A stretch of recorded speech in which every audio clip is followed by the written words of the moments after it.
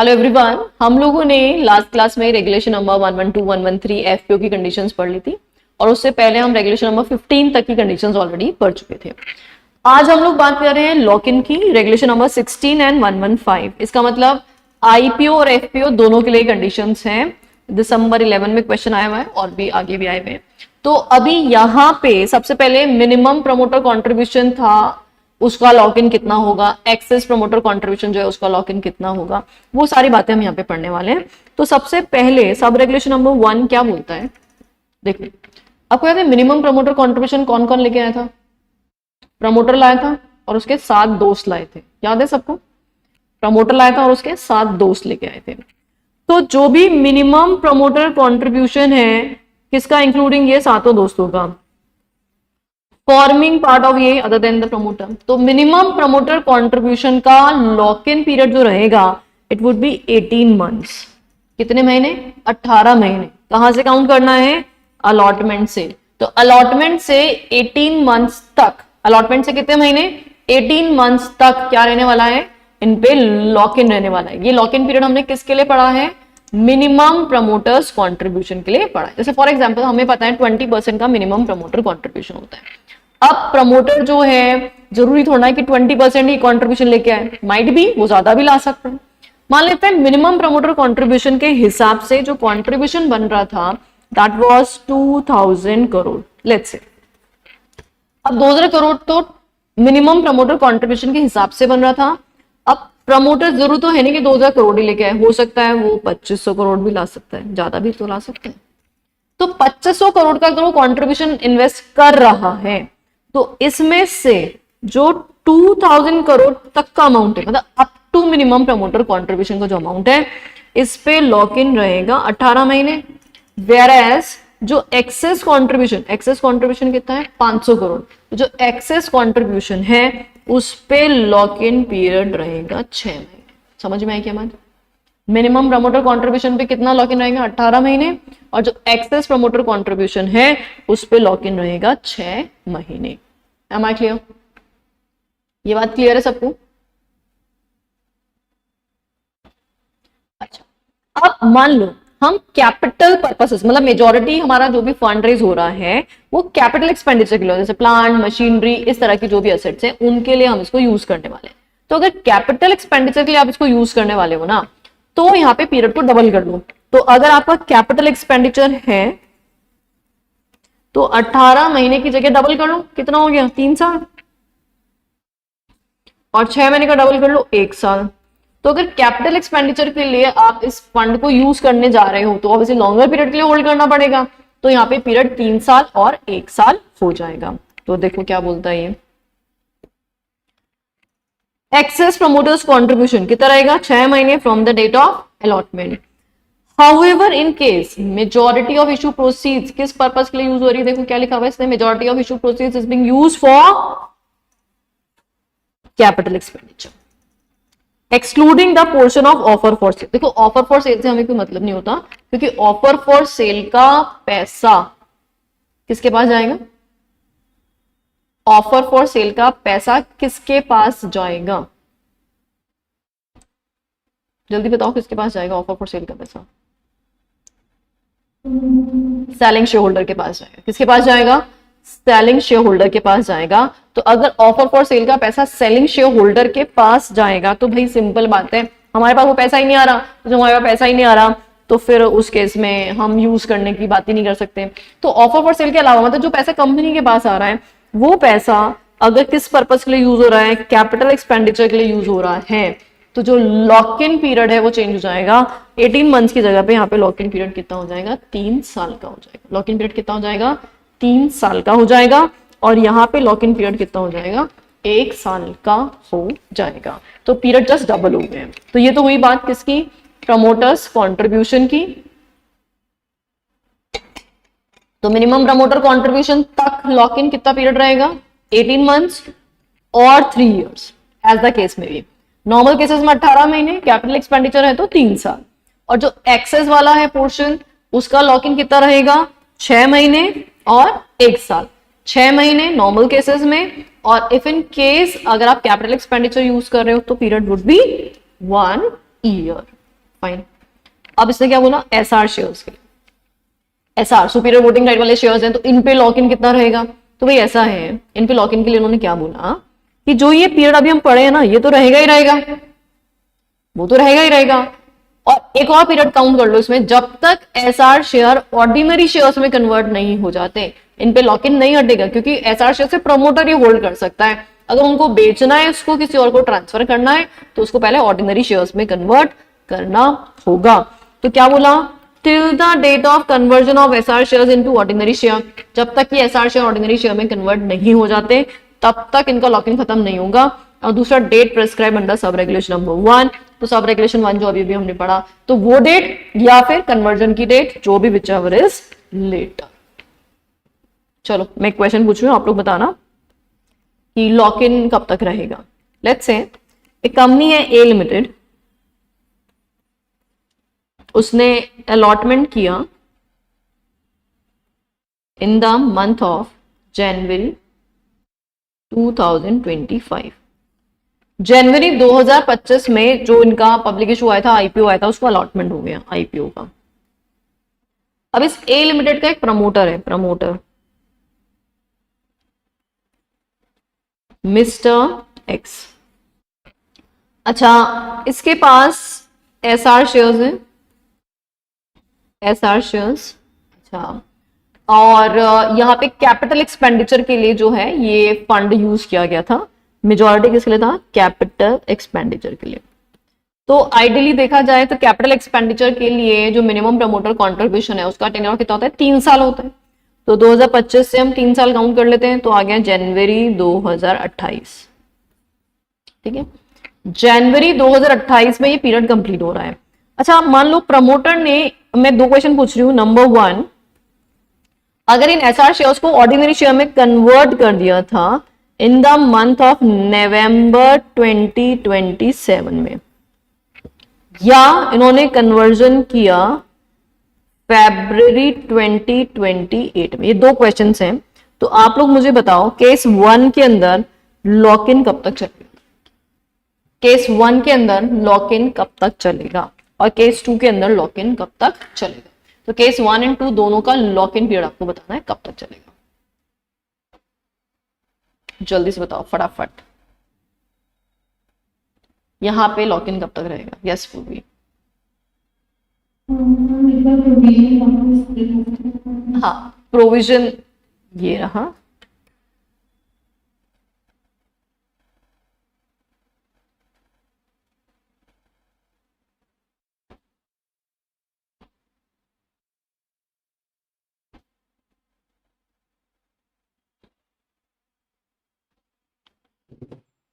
Provision देख लिया सबने,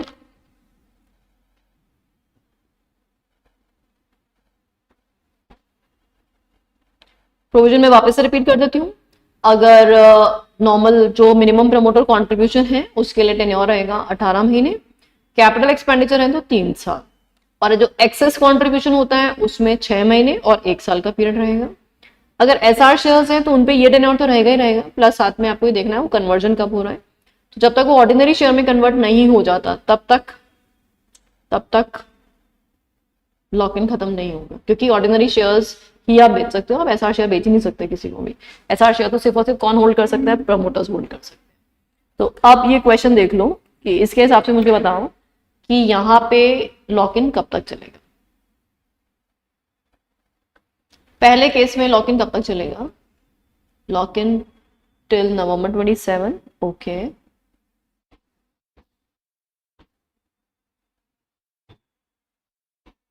और दूसरे केस में अनु, व्हाट यू से इन सेकंड केस। बाकी लोग भी फटाफट से अपना अपना आंसर मैसेज करो मुझे जल्दी।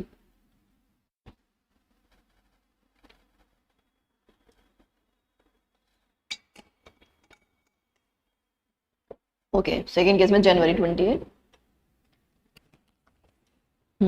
बाकी लोग क्या बोल रहे हैं।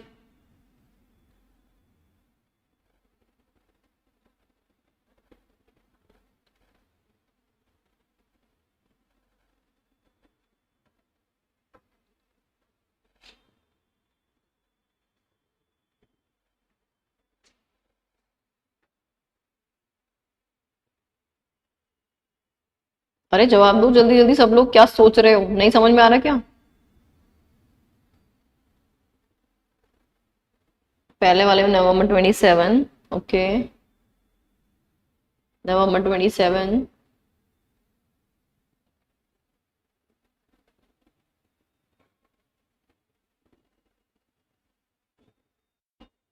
और दूसरे वाले केस में फेब 28। अच्छा, पहले वाले में सब लोग बोल रहे हैं नवंबर 27, सबका सेम ही आंसर है। तो सबका आंसर यूनानिमसली एकदम गलत है, बिल्कुल गलत है। अरे आप सोचो, जनवरी 28 तक तो नॉर्मल लॉक ही नहीं चल रहा था, तो आपने पहले कन्वर्जन करा दिया, तो उसका मतलब ये थोड़ी ना है कि पहले आपको सेल करने की परमिशन मिल जाएगी। नॉर्मल लॉक इन ही जनवरी 28 तक खत्म हो रहा था, विच एवर इज लेटर। तो इसका मतलब यहाँ पे लॉक इन कब तक रहेगा? जनवरी 28 तक रहेगा। नवंबर 27 में अगर आपने एसआर शेयर्स को ऑर्डिनरी शेयर में कन्वर्ट करा भी दिया, तब भी स्टिल लॉक इन तो खत्म ही नहीं हुआ। जनवरी 28 में लॉक इन खत्म हो रहा है, तो ऑब्वियसली जनवरी 28 तक लॉक इन तो चलेगा ही चलेगा। अब दूसरा केस था, इसमें फैब 28 में आपने कन्वर्जन कराया, तो आपका रेगुलर लॉक इन जनवरी 28 तक खत्म हो रहा था वैसे तो, बट आपने क्या किया, अभी तक उसको ऑर्डिनरी शेयर में कन्वर्ट नहीं किया था, तो इसलिए जनवरी 28 में लॉक इन ओवर नहीं होगा। तो यहाँ पे आप लोग का आंसर सही है, फैब 28 में, फैब 28 में आपका लॉक इन कंप्लीट होगा, क्योंकि ये ऑर्डिनरी शेयर्स में कन्वर्जन कब हो रहा है? फैब 28 में हो रहा है। तो whichever is later date ही देखनी है हमेशा आपको। तो यहाँ पे नवंबर 27 और जनवरी 28, whichever is later, obviously जनवरी 28। तो जनवरी 28 आपका लॉक इन रहेगा। क्लियर है अभी सबको? देखो आंसर देने से पता चलता है कि आपको क्या समझ में आया, और हम अगर आंसर नहीं देते तो समझ नहीं आता है कि क्या क्या आ रहा है, क्या क्या नहीं आ रहा है। चले, तो ये हुई हमारी लॉक इन की बात, गुड है। अब आगे बढ़ते हैं, देखो क्वेश्चन क्या क्या पूछे गए हैं लॉक इन के कंसर्न में। PBR limited is a toy manufacturing listed company, है ना, with its head office in Jaipur, Rajasthan. PBR Limited wishes to issue FPO. It has changed its name in the last 1 year, immediately preceding the date of filing of document of FPO. Being a company secretary, company law consultant advised the management for eligibility for issue of FPO and lock-in period requirement for holding promoters holding which is in excess of minimum promoters contribution. दो बातें इसने बोल दी। Number 1, एक देखो इसने last क्या किया था, नाम चेंज किया था। तो आपको पता है नेम चेंज एक्टिविटी के लिए क्या होना चाहिए? Minimum 50% revenue name change activity से आना चाहिए, और अगर ऐसा नहीं आ रहा है तो फिर आपको किसके थ्रू आना पड़ेगा? 62 के थ्रू आना पड़ेगा। एक तो ये कहानी हो गई। दूसरा इसने क्या बोला है कि अगर excess of minimum promoter contribution है तो उसका लॉक इन कितना रहेगा? तो अभी अभी हमने पढ़ा, एक्सेस के केस में लॉक इन कितना एप्लीकेबल होता है? 6 महीने और 1 साल का पीरियड एप्लीकेबल होता है। तो ये पूरा कहानी आपका as it is straight question है, आपको देखने में लग रहा होगा 4-5 लाइनें बना दिए, पर उससे कोई मतलब नहीं है, बहुत ही डायरेक्ट क्वेश्चन पूछा है ना। नेक्स्ट क्वेश्चन देखो, Exotica venture capital fund leading foreign fund house had invested in a startup company and qualified as promoter. The company is willing to come up with IPO. Exotica Fund is thinking of selling its entire shareholding just after the listing of the share. Advise the Exotica Fund by referring SEBI regulation for lock-in for pre-issue holding, and what will be your answer if the majority of IPO proceed is used for capital expenditure? तो क्या ये immediately sell कर सकते हैं अपने stake को? Listing होते ही सारा का सारा स्टेक बेच सकते हैं क्या? तो आंसर है नहीं, नहीं बेच सकते। और यहाँ पे रेगुलेशन 17 की कंडीशंस एप्लीकेबल होंगी जो अब हम पढ़ेंगे। इसने क्या बोला था कि कंपनी जो आईपीओ लेके आ रही है इसमें किसने इन्वेस्टमेंट किया? एक्सोटिका वेंचर फंड ने इन्वेस्टमेंट किया हुआ है। तो एक्सोटिका फंड क्या करना चाह रहा है? एंटायर शेयर होल्डिंग अपना बेचना चाह रहा है जैसे आईपीओ आ रहा है। तो आपको एक्सोटिका फंड को यहाँ पे एक्सप्लेन करना है कि लॉक इन के क्या क्या प्रोविजन होते हैं। ये प्री इशू होल्डिंग के लॉक इन के प्रोविजन पूछ रहा है, प्रमोटर के नहीं पूछ रहा है, ये प्री इशू होल्डिंग के पूछ रहा है। तो इसके लिए रेगुलेशन नंबर 17 एप्लीकेबल होगा, तो वो अभी हम देखते हैं, ठीक है। तो एक बार रेगुलेशन 17 स्टार्ट करते हैं हम लोग। अच्छा, रेगुलेशन 16 क्लियर है क्या एकदम अच्छे से? और ये क्वेश्चन जो एग्जाम में आया था वो क्लियर है? फाइन। अभी 16 में किसकी बात की थी हमने? 16 में बात की थी प्रमोटर के कंट्रीब्यूशन के लॉक इन की बात की थी। अब 17 जो बात कर रहा है वो किसकी बात कर रहा है, अदर देन प्रमोटर्स की बात कर रहा है। किसकी बात कर रहा है, अदर देन प्रमोटर्स की बात कर रहा है। और ये सिर्फ रेगुलेशन 17 है, मतलब ये कंडीशन सिर्फ आईपीओ पे एप्लीकेबल है, एफपीओ पे ये कंडीशन एप्लीकेबल नहीं है ना। We are talking only about IPO, not about FPO. FPO की हम बात बिल्कुल नहीं कर रहे हैं। तो अदर देन प्रमोटर्स के सिक्योरिटीज के लॉक इन का क्या कंडीशन है। आज देखो कंपनी में आईपीओ आ रहा है, तो आईपीओ से पहले कंपनी अनलिस्टेड कंपनी थी। अनलिस्टेड कंपनी में मोस्ट लाइकली किसका कंट्रीब्यूशन होता है, प्रमोटर का कंट्रीब्यूशन होता है, उसके रिश्तेदारों का कंट्रीब्यूशन होता है, बहुत ही क्लोजली हेल्ड होती है, या तो वेंचर कैपिटल वगैरह हो सकते हैं। मतलब यहाँ पे अभी बहुत सारे लोगों का कंट्रीब्यूशन है नहीं, है ना। अब जैसे कंपनी लिस्टेड होगी तो क्या ये लोग अपना सारा का सारा स्टेक बेच के भाग सकते हैं, तो आंसर है नो। उसके लिए रेगुलेशन 17 एप्लीकेबल हो रहा है। तो 17 क्या बोलता है, entire pre issue capital, entire pre issue capital held by persons other than promoters, held by persons other than promoters shall be locked in for a period of, कितने पीरियड के लिए लॉक इन रहेगी, 6 months के लिए। for how many months, 6 months। कहां से count करोगे, date of allotment से।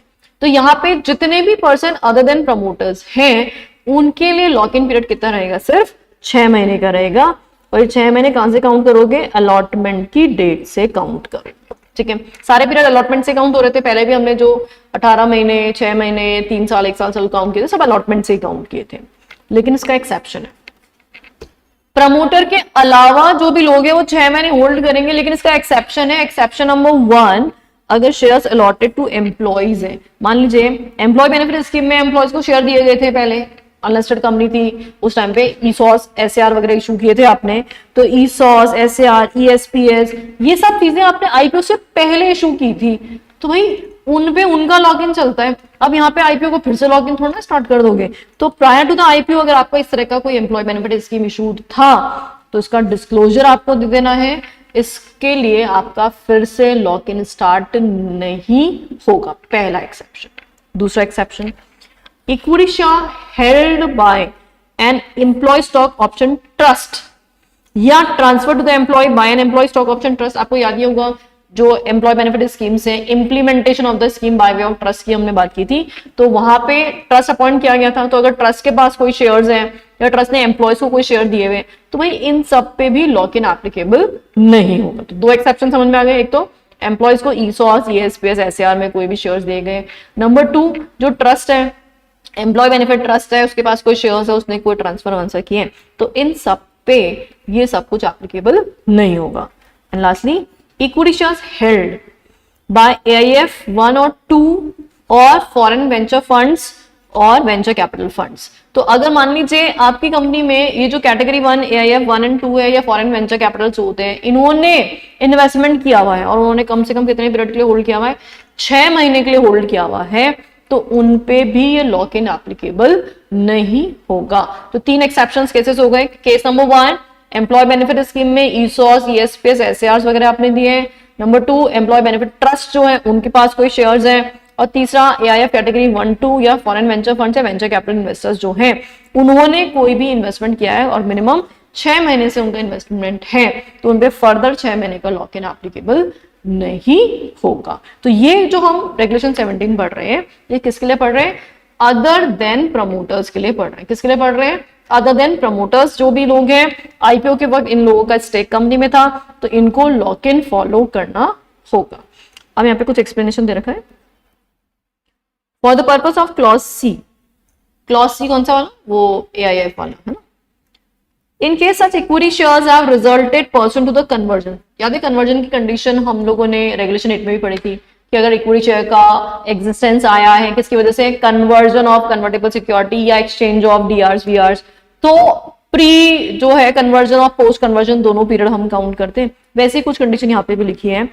तो equity share have resulted person to conversion of fully paid compulsory convertible securities, तो the holding period of such convertible securities as well as that of the resultant equity share together shall be considered for the purpose of calculation of 6 months period, and convertible security shall be deemed to be fully paid up if the entire consideration payable thereon has been paid and no further consideration is payable at the time of their conversion. पहली बात उसने क्या बोला, number 1, इस clause C के point of view से जो हमने बोला था कि एआईएफ के पास मिनिमम 6 महीने होल्डिंग होनी चाहिए थी, तो उसने क्या बोला, अगर उनको ये इक्विटी शेयर कैसे मिल रहे हैं, कन्वर्जन के थ्रू मिल रहे हैं। किसके कन्वर्जन के थ्रू मिल रहे हैं, वही कन्वर्टेबल सिक्योरिटीज के थ्रू मिल रहे हैं। तो क्या करना है, holding period of convertible security भी काउंट करना है, as well as resultant equity share, दोनों को काउंट करना है। तो आपको क्या करना है, कन्वर्टेबल सिक्योरिटी थी,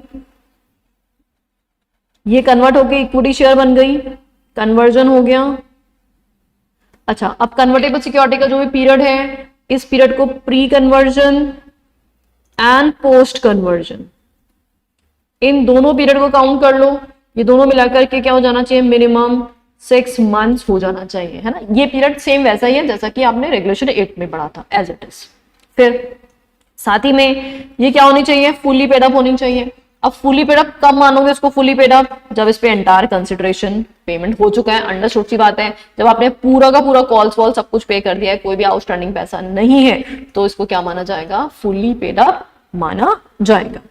for the purpose of clause C, in case equity shares have resulted pursuant to bonus issue, then the holding period of such equity share against which bonus issue is made as well as the holding period of resultant bonus share together shall be considered। अब देखो simple बात है, अगर bonus issue आता है तो bonus issue में भी हम क्या देखते हैं कि ओरिजिनल शेयर्स कितने पीरियड हो गए हैं, तो ओरिजिनल शेयर्स को और बोनस का पीरियड दोनों मिलाकर के अगर वही 6 महीने कंप्लीट हो जा रहा है, तो अगेन यहाँ पे भी आपको रिलैक्सेशन मिल जाएगा। तो ये जो बोनस वाला पीरियड था, ये भी हमने पढ़ा था, वहां पे एक्सेप्शन था।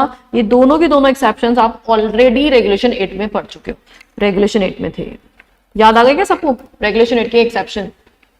एक तो कन्वर्टेबल सिक्योरिटी वाली कहानी पढ़ी थी हमने, जिसमें आपका प्री कन्वर्जन और पोस्ट कन्वर्जन दोनों पीरियड काउंट होता है। और बोनस के बारे में भी हमने पढ़ा था कि अगर ओरिजिनल शेयर्स का पीरियड ऑलरेडी कंप्लीट हो चुका है तो डेफिनेटली बोनस शेयर्स यहाँ पे एलिजिबल हो जाएंगे। लेकिन याद रखना, बोनस शेयर कहां से होते हैं इशू, फ्री रिजर्व से और सिक्योरिटीज प्रीमियम से। सेम कहानी है, ditto same, free reserve and securities premium से होना चाहिए। कहां से नहीं होना चाहिए, रीवैल्यूएशन रिजर्व अनरियलाइज्ड प्रॉफिट से यूज नहीं होना चाहिए। क्या यहां तक का पॉइंट क्लियर है सबको? रेगुलेशन 17 ठीक है, तो एक बार यहां तक फटाफट से रिकैप कर लें एक बार। चलो, रेगुलेशन 17 ने हमें क्या क्या बोला?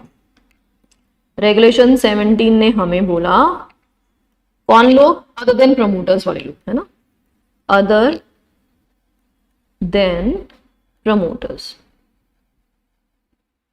जो भी लोग हैं उनको क्या करना पड़ेगा, लॉक इन रखना पड़ेगा। लॉक इन कितने पीरियड के लिए लॉक इन रखेंगे? 6 मंथ्स के लिए। 6 महीने कहां से काउंट करने, वही डेट ऑफ अलॉटमेंट। तो डेट ऑफ अलॉटमेंट से उनको 6 महीने तक लॉक इन रखना पड़ेगा। कौन सी सिक्योरिटीज लॉक इन रखने के लिए बोल रहे हैं? जो उनकी प्री इशू होल्डिंग थी, जो भी एंटायर, है ना। तो एंटायर प्री इशू होल्डिंग मतलब आईपीओ आने से पहले जितना भी उनका स्टेक था, वो पूरा का पूरा स्टेक क्या रहने वाला है, लॉक इन में रहने वाला है। और कितने पीरियड के लिए लॉक इन रहने वाला है? 6 महीने के लिए लॉक इन रहने वाला है एंटायर स्टेक। ठीक है, मतलब एक पर्सन, मान लो मिस्टर ए है, he is not promoter of the company, उसने मान लो 10 लाख के शेयर होल्ड किए हैं कंपनी में, पूरे 10 लाख के शेयर लॉक इन रहेंगे 6 महीने तक। किसी ने 50 लाख के होल्ड किए तो पूरे 6 महीने तक 50 लाख लॉक इन रहेगा। फिर इसका एक्सेप्शन हमने पढ़ा, एक्सेप्ट। तो एक्सेप्शन में हमने 3 एक्सेप्शन की बात की। Exception number 1 that is employees को, और एम्प्लॉयज को क्या क्या दिया है, ईसॉस दिया है, ईएसपीएस दिया है, एसएआर दिया है। तो ऑब्वियसली इन पे इनके प्रोविजन लगेंगे, फिर से लॉक इन नहीं लगेगा, इन पे ऑलरेडी लॉक इन चलता है। दूसरा है, अब वही एम्प्लॉय बेनिफिट स्कीम में ट्रस्ट, है ना, एम्प्लॉय बेनिफिट ट्रस्ट, या उसने क्या किया है, शेयर ट्रांसफर्ड टू एम्प्लॉयज। तो इन पे share based benefit regulation applicable होता है, ये कुछ एप्लीकेबल नहीं होगा। तीसरा कौन से लोग हुए जिन पे प्रोविजन एप्लीकेबल नहीं है? एआईएफ कैटेगरी 1 और 2, ठीक है। दूसरा फॉरेन वेंचर फंड्स हो गए, फॉरेन वेंचर कैपिटल या वेंचर कैपिटल फंड, ये सब जो भी है, इन पे ये प्रोविजन एप्लीकेबल नहीं होगा। इनके लिए लेकिन एक कंडीशन दे रखी है, इन पे तब एप्लीकेबल नहीं होगा जब इन्होंने कितना पीरियड होल्ड किया है, मिनिमम 6 मंथ्स होल्ड किया है उन्होंने, तब उनपे एप्लीकेबल नहीं होगा। अब 6 महीने की होल्डिंग पीरियड काउंट करने के लिए आपको क्या करना पड़ेगा, प्री होल्डिंग और पोस्ट होल्डिंग दोनों काउंट करनी पड़ेगी। अगर कन्वर्टेबल सिक्योरिटी है तो pre conversion plus post conversion दोनों काउंट कर लेंगे हम। और अगर बोनस है, बोनस, तो ओरिजिनल शेयर्स और बोनस शेयर दोनों का पीरियड काउंट कर लेंगे। लेकिन याद रखना बोनस कहां से आना चाहिए, बोनस आना चाहिए फ्री रिजर्व से या सिक्योरिटीज प्रीमियम से, यहां से होना चाहिए।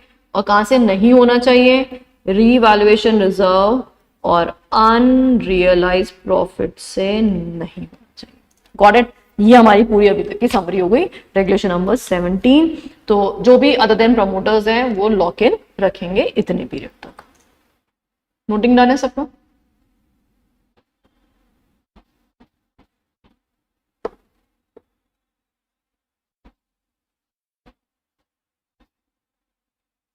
ठीक है, तो आगे बढ़ लेते हैं फिर।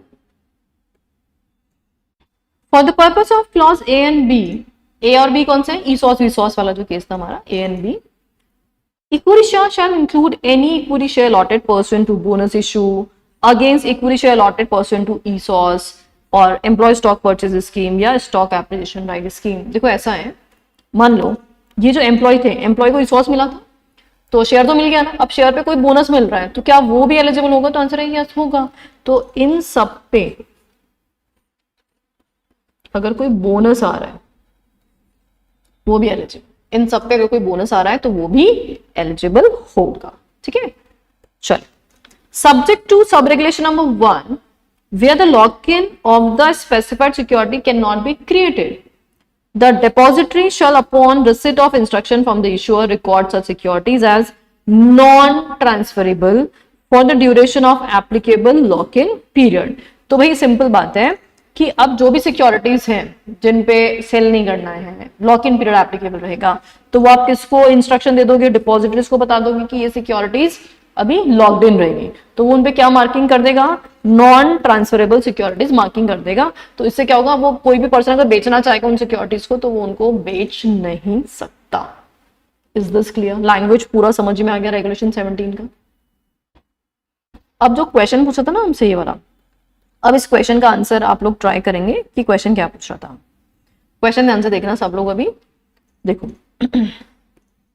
Exotica venture capital fund, venture capital fund है ये, है ना, leading foreign fund house had invested in a startup company and qualified as promoter.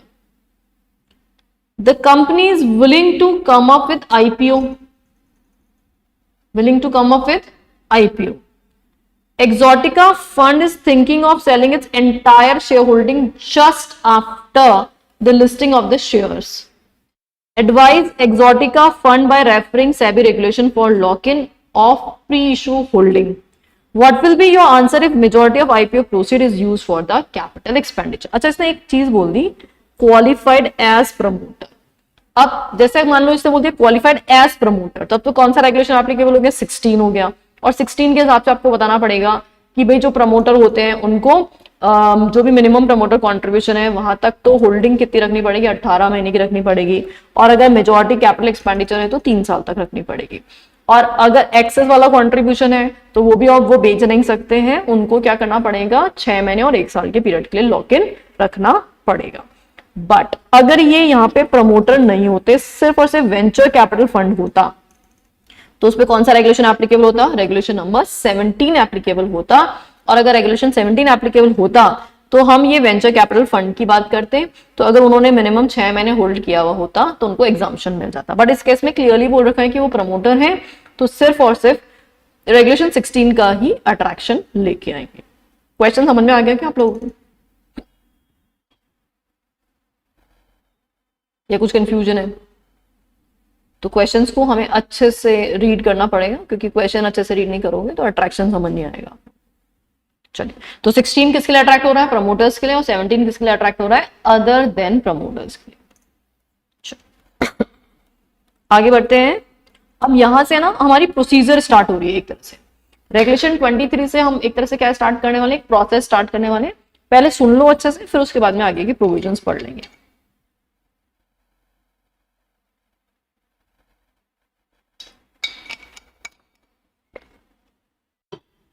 देखो सबसे पहली बात हमने क्या क्या सीखा कि भाई कौन सी कंपनी एलिजिबल है, कौन सी एलिजिबल नहीं है।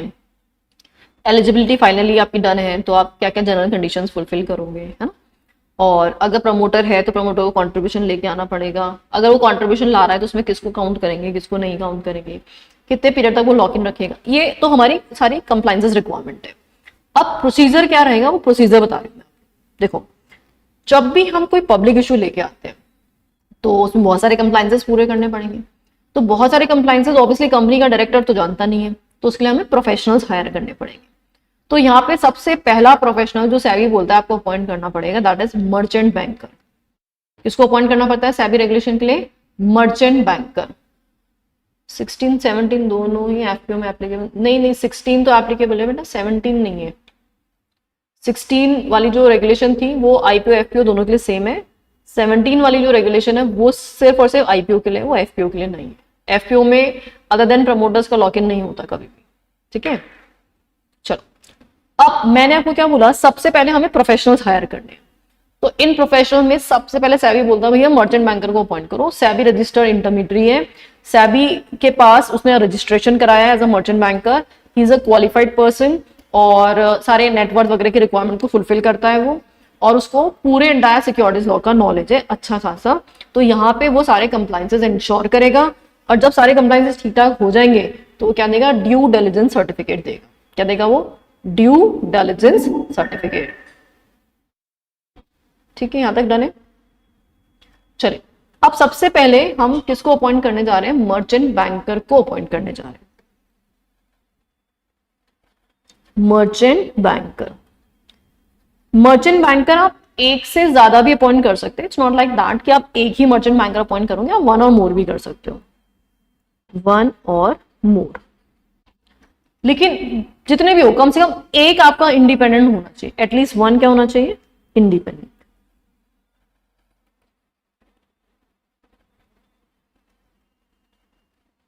मतलब इशूअर से एसोसिएटेड नहीं होना चाहिए। अगर इशूअर से एसोसिएटेड होगा तो भाई कैसे इंडिपेंडेंटली बताएगा कि कंप्लायंसेस हुए हैं कि नहीं हुए, है ना।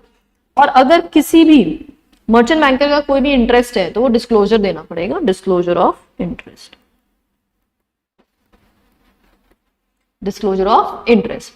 अगर आप एक से ज्यादा मर्चेंट बैंकर अपॉइंट करते हैं तो ऑब्वियसली आपको फिर उनकी ड्यूटीज भी डिवाइड करनी पड़ेगी, कौन सा मर्चेंट बैंकर क्या काम करेगा। तो उनकी duties and responsibility properly divided होनी चाहिए। मतलब ऐसा नहीं कंफ्यूजन हो रहा है कि एक ही बंदा जो है मतलब वो सारे काम कर रहा है, बाकी लोग कुछ नहीं कर रहे हैं, या एक ही काम को 4 लोगों ने कर दिया बाकी काम रह गए, तो ऐसा नहीं होना चाहिए। तो यहाँ पे प्रॉपर ड्यूटीज एंड रिस्पॉन्सिबिलिटी उनकी डिवाइडेड होनी चाहिए। ड्यूटीज एंड ऑब्लिगेशंस जो भी हैं वो उनकी डिसाइडेड होनी चाहिए। अब सबसे पहला काम हमने सबसे इंपॉर्टेंट बंदा अपॉइंट कर लिया, मर्चेंट बैंकर। अब इस मर्चेंट बैंकर की हेल्प से हम अदर इंटरमीडिएट्स का अपॉइंटमेंट भी करेंगे। तो plus appointment of other intermediates. अब अदर इंटरमीडिएट्स कौन कौन हो सकते हैं? जैसे मान लो अंडरराइटर अपॉइंट करना है हमें, है ना, तो अंडरराइटर अपॉइंट करेंगे, लाइक अंडरराइटर। सिंडिकेट मेंबर हमें अपॉइंट करना पड़ेगा, syndicate member. Syndicate member basically जब भी आप बुक बिल्डिंग के थ्रू इशू लाते हो तब सिंडिकेट मेंबर का अपॉइंटमेंट किया जाता है। ये अपॉइंट होता है कब? बुक बिल्डिंग में। जब भी आप बिडिंग विडिंग कराते हो ना, तो बिड्स आ रहे हैं तो बिड्स कितनी कितनी आ रही है, कट ऑफ क्या निकालना है, वो सारा काम सिंडिकेट मेंबर का होता है, वो देखेगा। उसके अलावा आपको पता है RTA, registrar to the issue, registrar and share transfer agent, है ना, इस तरह के जो इंटरमीडिएट्स है इन सबका अपॉइंटमेंट किया जाएगा। ये सारे लोग जरूरी हैं पब्लिक इशू को सक्सेसफुल करने के लिए। सबके अपने अपने roles and duties and responsibilities हैं, सब अपना अपना काम देखेंगे। अब जैसे हमने सारे लोगों का अपॉइंटमेंट कर लिया है तो इन सब लोगों के अपॉइंटमेंट के बाद now we are set for the public issue. तो सबसे पहले हम प्रिपेयर कराएंगे DOD, draft of a document. ये मर्चेंट बैंकर की हेल्प से ही प्रिपेयर किया जाता है। 3 सेट्स में प्रिपेयर होगा, 3 सेट्स में। और प्लस साथ ही में जो ड्यू डिलिजेंस सर्टिफिकेट है, डीडी सर्टिफिकेट, ये कौन देगा? ये भी मर्चेंट बैंकर देगा। वो बोलेगा कि हाँ सारे कंप्लायंसेस पूरे हो चुके हैं, कहीं भी कोई गड़बड़ नहीं है, तो इस तरह का वो सर्टिफिकेट भी इशू करेगा। फिर ये सब कुछ हम किसको जमा करा देंगे? ये जमा हो जाएगा सैबी। किसको जमा हो जाएगा, ये सेबी को जमा हो जाएगा। और जब आप सेबी को जमा कराओगे तो साइमल्टेनियसली आपको इसको वेबसाइट पे भी अपलोड करना पड़ेगा। तो अपलोड ऑन वेबसाइट। अच्छा, वेबसाइट पे अपलोड हो गया है, इसके बारे में लोगों को पता कैसे चलेगा? लोगों को पता चलेगा न्यूज़पेपर एडवर्टाइजमेंट के थ्रू। तो इस वेबसाइट पे अपलोडिंग के 2 डेज के अंदर अंदर हम क्या करेंगे, न्यूज़पेपर में 3 न्यूज़पेपर के अंदर पब्लिश कर देंगे, English, Hindi and vernacular, 3 newspaper के अंदर हम पब्लिश कर देंगे कि भाई हमने डीओडी जो है सेबी को फाइल कर दिया और साथ में वेबसाइट पे अपलोड भी कर दिया है। जिन जिन लोगों को कोई भी कमेंट्स देने, इस पे किसी को कोई भी ऑब्जर्वेशन है तो वो अपने ऑब्जर्वेशन वगैरह रेज कर सकता है। तो यहाँ पे वेबसाइट पे जैसे आपने अपलोड किया तो आप 21 दिन का टाइम देते हो, 21 डेज का टाइम देते हो। 21 दिन के अंदर अंदर लोग अपने कमेंट्स दे सकते हैं। ये जो कमेंट्स रिसीव होंगे, ये कमेंट्स वो डायरेक्टली सेबी को दे सकते हैं या कंपनी को दे सकते हैं, जिसको भी दे रहे हैं फाइनली सेबी को तो पहुंचाना ही पड़ेगा। तो ये कमेंट्स किसके पास पहुंचा दिए जाएंगे, सेबी के पास पहुंचा दिए जाएंगे। अब जो सेबी है उसके पास पब्लिक के कमेंट्स भी आ चुके हैं, प्लस उसके पास अपना कंप्लीट डेटा है, उसने सब कुछ जिन जिन लोगों से डेटा मंगाया था मंगा लिया है। अब सेबी क्या करेगा, 30 डेज के अंदर अंदर, हाउ मेनी डेज, 30 डेज के अंदर अंदर अपने ऑब्जर्वेशंस रेज कर देगा। अब जो ऑब्जर्वेशन सेबी ने रेज किया है ऑब्वियसली आपको उसको ऑल्टर करना पड़ेगा। तो इन ऑब्जर्वेशन के बेसिस पे अब क्या किया जाएगा, ऑल्टरेशन करा जाएगा। किसमें, डीओडी ऑल्टर किया जाएगा। सेबी ने बोल दिया भैया तुम्हारा ये डीओडी में ये मिस्टेक्स है, तुम इसको करेक्ट करो। तो जो जो ऑल्टरेशन करने पड़ेंगे वो आप ऑल्टरेशन करोगे। ऑल्टरेशन करने के बाद आप क्या प्रिपेयर कर लोगे, ओडी प्रिपेयर कर लोगे, ऑफर डॉक्यूमेंट प्रिपेयर कर लोगे। ये ऑफर डॉक्यूमेंट आपको किसको फाइल करना होता है, आरओसी को फाइल करना होता है, प्लस साथ में इसकी कॉपीज किसको जाएगी, सेबी एंड स्टॉक एक्सचेंज को भी जाएगी।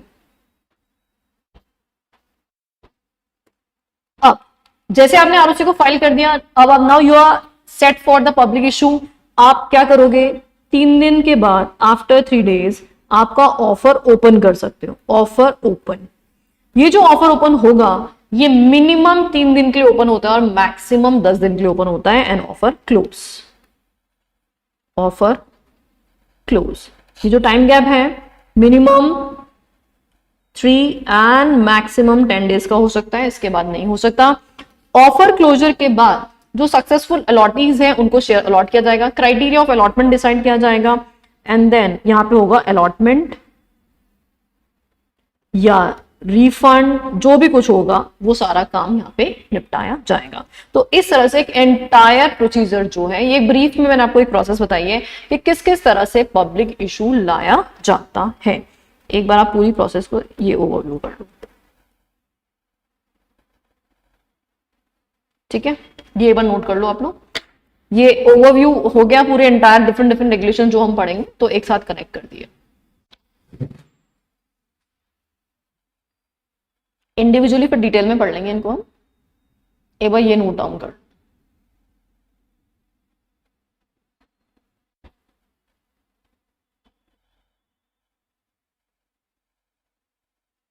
नोटिंग डन है।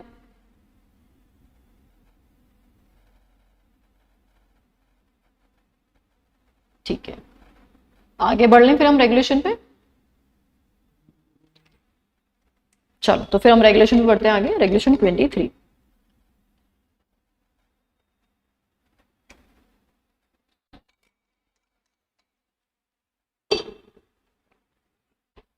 देखेंगे। रेगुलेशन नंबर 23, यहां से प्रोसीजरल पार्ट स्टार्ट हो रहा है हमारा। किसका अपॉइंटमेंट कर रहे हैं, लीड मैनेजर मतलब मर्चेंट बैंक का और अदर इंटरमीडिएट्स का। पहला, अपॉइंट 1 और मोर मर्चेंट बैंक का। इफ मोर देन 1 अपॉइंट कर रहे हो तो liability of each should be clearly prescribed. Obviously नहीं तो कंफ्यूजन हो जाएगा, कौन क्या काम करेगा, लड़ाई झगड़ा हो जाएगा। तो अगर आपने एक से ज्यादा अपॉइंट किए तो सबके लाइबिलिटीज एंड ड्यूटीज पहले से प्री डिसाइड कर लो। मिनिमम 1 मर्चेंट बैंकर ऐसा होना चाहिए जो एसोसिएटेड नहीं है इशूअर से। अगर मान लो आपने 3 अपॉइंट किए हैं तो 3 में से कम एक तो ऐसा होना चाहिए जो इंडिपेंडेंट होगा, है ना। और एक ही अपॉइंट किया तो एक तो इंडिपेंडेंट होगा ही होगा। इफ मान लो 3 अपॉइंट किए, 3 में से 2 इंडिपेंडेंट है, एक इंटरेस्टेड है, तो जिसका भी इंटरेस्ट है वो इंटरेस्ट डिस्क्लोजर देना पड़ेगा आपको। If there is any interest of any merchant banker then it must be disclose in the offer document. तो ये हमें कहां डिस्क्लोजर देना पड़ेगा, ऑफर डॉक्यूमेंट में डिस्क्लोजर देना होगा। Appoint other intermediates in consultation with the merchant banker. अब मर्चेंट बैंकर जो अपॉइंट किया है इसके हेल्प से हम अदर इंटरमीडिएट्स का भी अपॉइंटमेंट करेंगे। In case of book building issue, अगर आप बुक बिल्डिंग इशू ला रहे हो तो आपको किसका अपॉइंटमेंट करना पड़ेगा? सिंडिकेट मेंबर का, क्योंकि सिंडिकेट मेंबर का काम होता है क्या करना? बिडिंग से रिलेटेड जो भी होता है ना, बिड कहाँ से कितनी आई उसको एक साथ कंसोलिडेट करना, फिर कट ऑफ वगैरह निकालना, ये सारा काम सिंडिकेट मेंबर का होता है। ये सारे इंटरमीडिएट्स हैं, प्रोफेशनल्स हैं, सेबी रजिस्टर्ड होते हैं। RTI registrar to the issue, इसका नाम तो हम बहुत सारी जगह सुन चुके हैं, हमने डिपॉजिटरी चैप्टर में इसका नाम सुना है। तो रजिस्ट्रार का अपॉइंटमेंट हमें करना है। अच्छा, अब अगर मान लो एक इशूअर कंपनी खुद आरटीआई है खुद, तो क्या अपनी कंपनी के इशू के लिए खुद आरटीआई की तरह एक्ट कर सकती? तो आंसर है नो, बिल्कुल नहीं कर सकती। भाई सिंपल सी बात है, आप अपनी कंपनी के लिए खुद को आरटीआई बना लोगे तो इंडिपेंडेंट कहां से रहोगे? तो इसीलिए यहाँ पे जो कंपनी खुद है वो अपने लिए आरटीआई की तरह एक्ट नहीं कर सकती है। If the issuer itself is the registrar, it shall not appoint itself as registrar to the issue. भाई सिंपल बात है, अगर कोई मान लो बहुत बड़ा सर्जन है, कोई बहुत बड़ा डॉक्टर है, तो ये थोड़ा ना कि खुद को ऑपरेशन खुद ही करने लग जाएगा, लेट गया मैं तो ऑपरेशन थिएटर में, खुद का पेट खुद ही ने काट लिया, उसको भी दूसरे डॉक्टर की हेल्प की नीड होगी।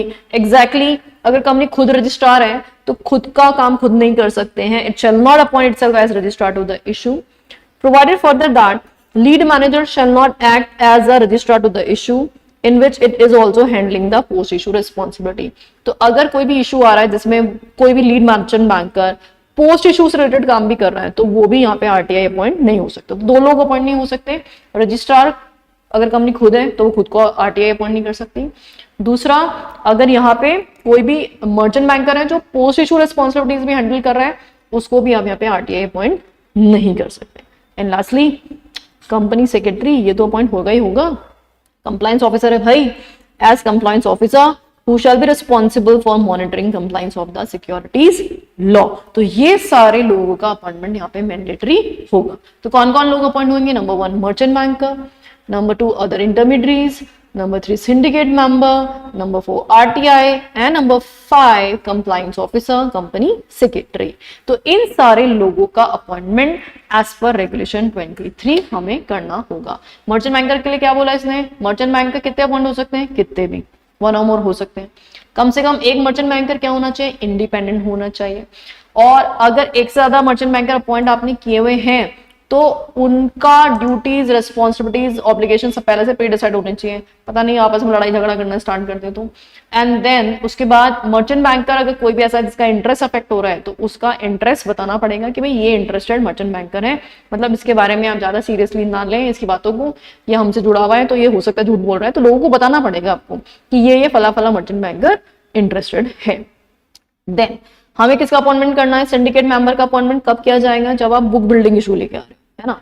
आरटीआई के लिए क्या कंडीशन बोली कि इशूअर अगर खुद आरटीआई है तो खुद को अपने इशू के लिए आरटीआई अपॉइंट नहीं कर सकता, और ना ही लीड मैनेजर जो है वो आरटीआई की तरह एक्ट कर सकता है अगर वो पोस्ट इशू रिस्पॉन्सिबिलिटीज कर रहा है। और कंपनी सेक्रेटरी का अपॉइंटमेंट तो होगा ही होगा, किसकी तरह? As a compliance officer. तो आज हमने 3 रेगुलेशन कर लिए, रेगुलेशन नंबर 16, 17 एंड 23। तो तीनों रेगुलेशन ऑल सेट है एकदम अच्छे से। चलिए, तो आज के लिए इतना इनफ है। Thank you.